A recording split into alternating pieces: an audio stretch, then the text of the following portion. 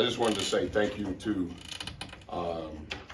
the students, the former students, the community, season ticket holders. Over the last month and a half, I think that their support and their energy has completely changed.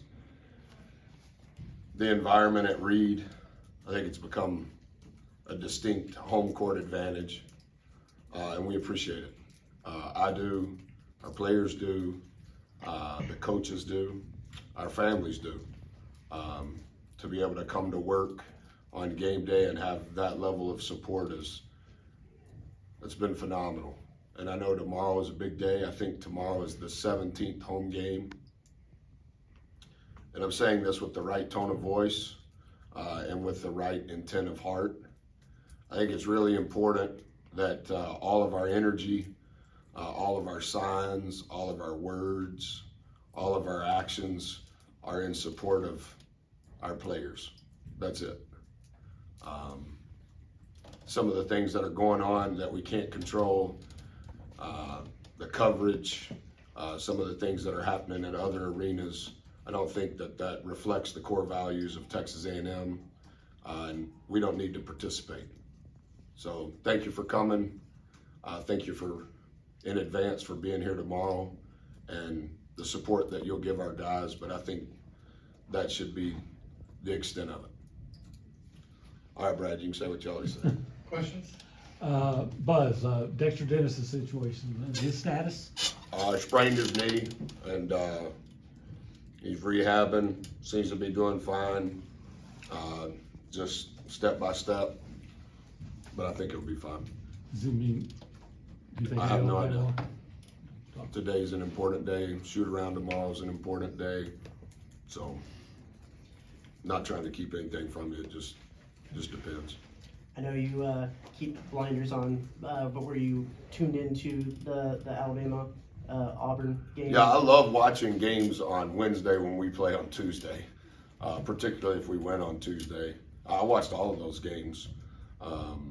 Kentucky, Vanderbilt, Mizzou, Auburn, Alabama. It's about the only hour and a half that I allow myself to be a fan on a Wednesday night when we play on a Tuesday. So, yeah, I watched all of them. I got to watch them with my family, which was even better than normal. Do y'all have more to play for than Alabama tomorrow?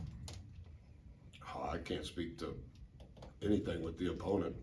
Has any team at Texas A&M ever won 15 games in conference? Not in my lifetime. And Yeah, I'm pretty because old. it's never happened. Only one team has finished with the undefeated conference record. That was the same team coached by Coach Metcalf. It's another quad one game. I think Alabama's 2 in the net. Tennessee's 3. That'd be maybe something that's important to the committee.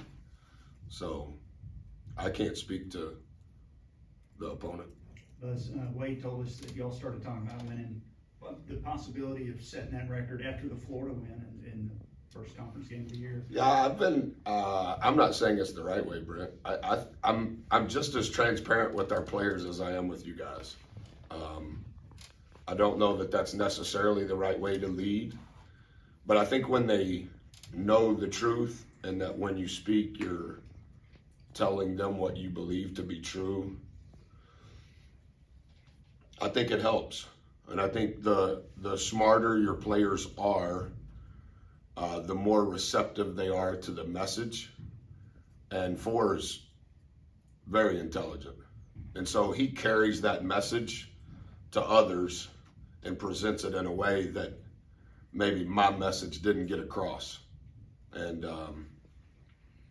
I think, like I mentioned the other day when I was here, I think the response of our guys, the consistency, regardless of result, has been as good as I've ever seen. 18 games is 9 weeks. It's a long time. There's a lot of variables in play, some that you can control, some that you can't control. But I think the consistency of our guys, the work ethic, I think our staff has been elite in preparation for those games. I think we only lost one mirror opponent game. I think that's big in an 18-game schedule. So, yeah. Alabama has won their last 3 games kind of in the last few minutes. Auburn obviously was up, I think, 16 or 17, 10 or 11 minutes left. What from your observations, like, what's made them so hard to be put away in those last couple minutes? Well, they're ultra talented. Number 1 offense, number 1 defense in the league, second fastest team in the country. 45% of their possessions are in transition. 86% of their shots are either literally in the charge circle or threes. It's money ball with multiple NBA players, and they're just as good defensively as they are offensively. I don't know. I know it's 2 overtime games, and I think they won the middle game of that sandwich by 3, I think.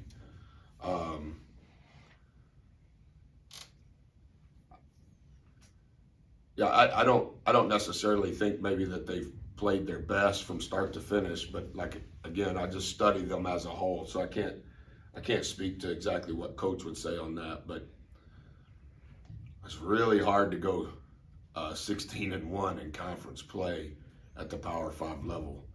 I think UCLA's lost 2 games this year in the Pac-12.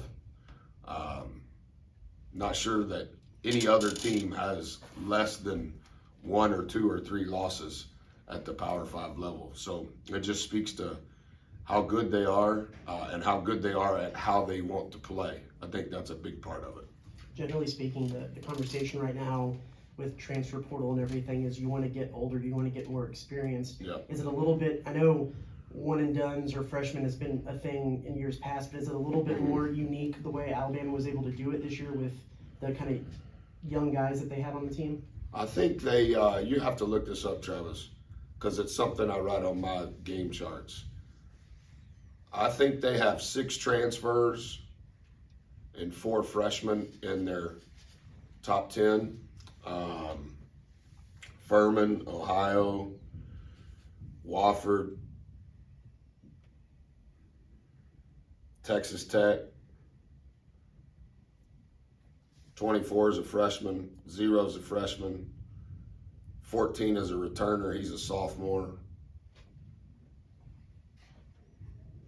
Clowney's a freshman.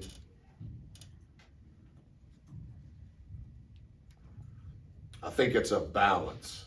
And, I also think, like, it's like anything, like, is there a role for them that fit your team?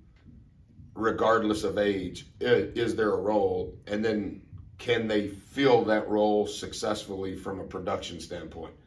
I don't think 24 is going to be at the University of Alabama next year, but there's other players on their team that's not going to be there next year. So it is their talent. Is it the age of their talent? I think it's just the combination, and the role definition obviously has fit very well with this year's team. Can you compare Miller with players you've either coached or coached against? Somebody that kind of sticks out to you with his size and his abilities? Yeah, I mean, he's a lottery pick. He's very comfortable with the ball in his hands. He's a plus 40% three-point shooter. Catch and shoot, he shoots 49%. Off the bounce, he shoots 33% from behind the 3. Those are stellar numbers with somebody with that size. Really comfortable making decisions with the ball. And they have multiple guys. Everybody on their team can shoot. I think that 24 and 1 get a lot of attention, and they're deserving of it. But they're going to play with a minimum of 4 shooters on the floor at all times because, 50% of their shots come from 3. They're averaging 33s per game. So it's not just 2 guys. It's everybody. I don't know. I off the top of my head, I'm not sure who I would necessarily compare him to. Ultra talented though.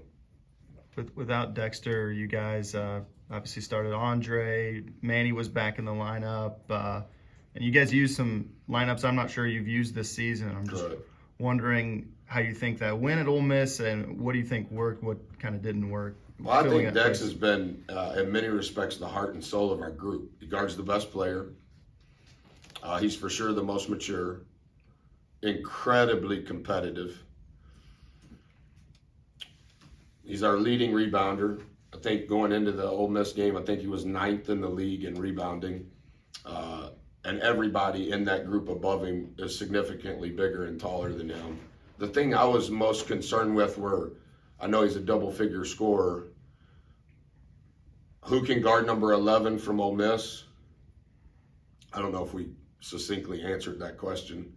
And then can we defensive rebound? I thought Dre was phenomenal in that regard. Had 6 defensive rebounds.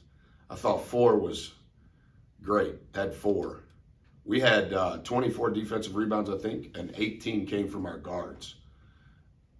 They were very aware that Dex wasn't playing and how important he is to us on the glass. I think they did great.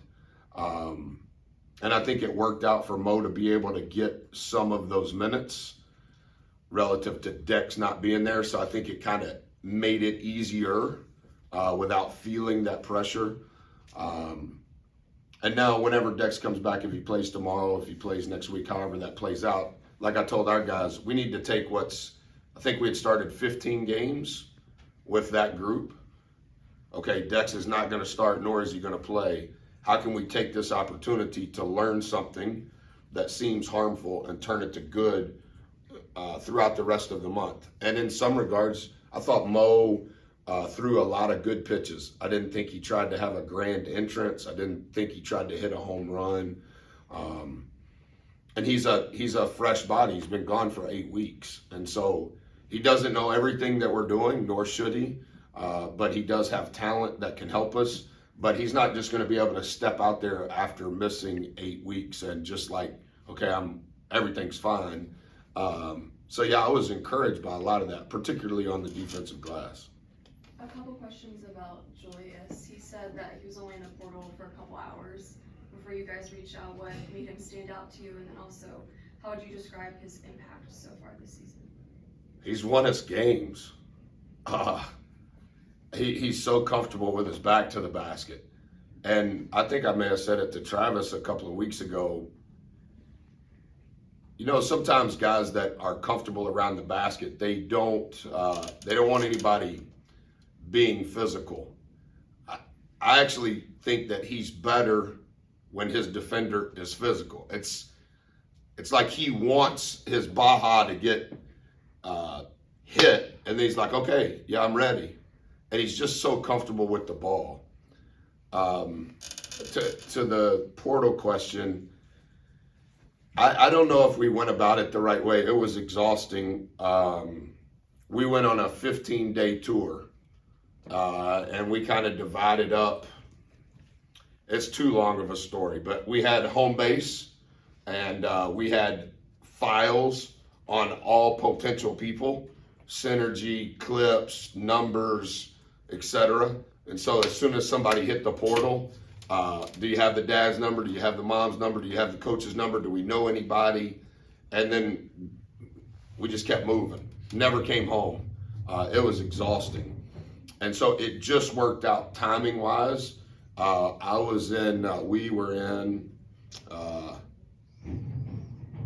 were in Milwaukee, Wisconsin at Culver's, double cheeseburger, meat and cheese, small cheese curd, small fry, small onion ring, small concrete mixer, Oreo and cookie dough. When he hit the portal. And we were in Milwaukee visiting with the guard that ended up going to Texas. I knew his brother. He used to work our camps when we were at Marquette. And I called Jew and said, hey, can you meet us at the FBO? And no Culver finish and went straight to whatever the name of that town is near East Lansing where the airport is. And then came back that night. And the next morning, went and visited with Muffin, his mom. She is like one of the more incredible ladies I've ever met. Was scheduled to be there an hour and a half. I stayed with her 4.5 hours. The assistants were in a car on the side of the road, and we missed our next appointment. We messed up the plane. I remember all of it, but the combination of he and Henry has been so good. And the accountability that Andy and Solo have brought to Henry and Jew have made that foursome arguably as good of a forward combination as I've been able to be around on a team. We've got to get Coach to film. Thank you, guys.